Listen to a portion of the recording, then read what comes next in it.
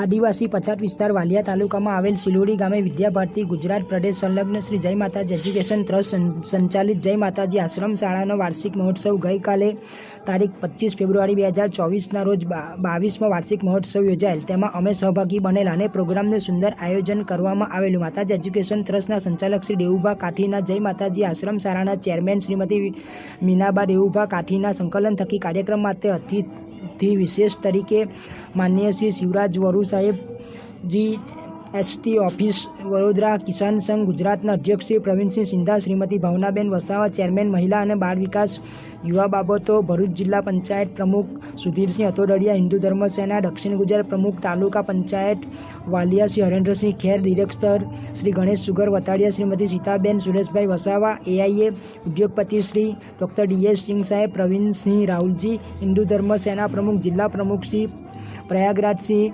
Vasiya, Ankleshwar housing એસોસિએશનના પ્રમુખ શ્રી અતુલભાઈ માકડિયા, શ્રી રાહુલભાઈ વસાવા, પ્રમુખ ભરૂચ શહેર અંકલેશ્વર નગરપાલિકા સભ્ય કિંજલબા ચૌહાણ, ગજેન્દ્રસિંહ, ઉપેન્દ્રસિંહ, વિક્રમસિંહ અને માન્ય અનુભવો હાજર રહ્યા હતા. વિશેષતા ડેડિયાપાડા, સાગબારા, સેલંબા, નેત્રંગ આદિવાસી વિસ્તારમાંથી વાલીઓ મોટી સંખ્યામાં હાજર રહ્યા હતા. વિશેષ એ છે કે આ આશ્રમ શાળામાં લગભગ 434થી વધુ આદિવાસી દીકરા દીકરીઓ અભ્યાસ કરે છે અને આધુનિક કોમ્પ્યુટર શિક્ષણ સાથે ભારતીય વૈદિક સંસ્કૃતિ, પરંપરા અને સંસ્કારો સાથે પ્રાચીન ગુરુકુળ પદ્ધતિથી શિક્ષણ પદ્ધતિથી વર્તમાન સમયમાં ક્રિટિકલ પરિસ્થિતિમાં અભ્યાસ કરી રહ્યા છે. આ આદિવાસી બાળકો માટે યથાશક્તિ જે કોઈ સેવાભાવી લોકોને દાન કરવા અપીલ છે. આપદાતાઓ રોકડ રકમ સાથે અનાજનું પણ દાન કરી શકો છો. ટ્રસ્ટી મંડળ, સ્કૂલનો પૂરા સ્ટાફ અને આયોજકોનો હું ખૂબ ખૂબ આભાર માનું છું. અમને આમંત્રણ કરવા બદલ. વંદે માતરમ. જય શ્રી રામ.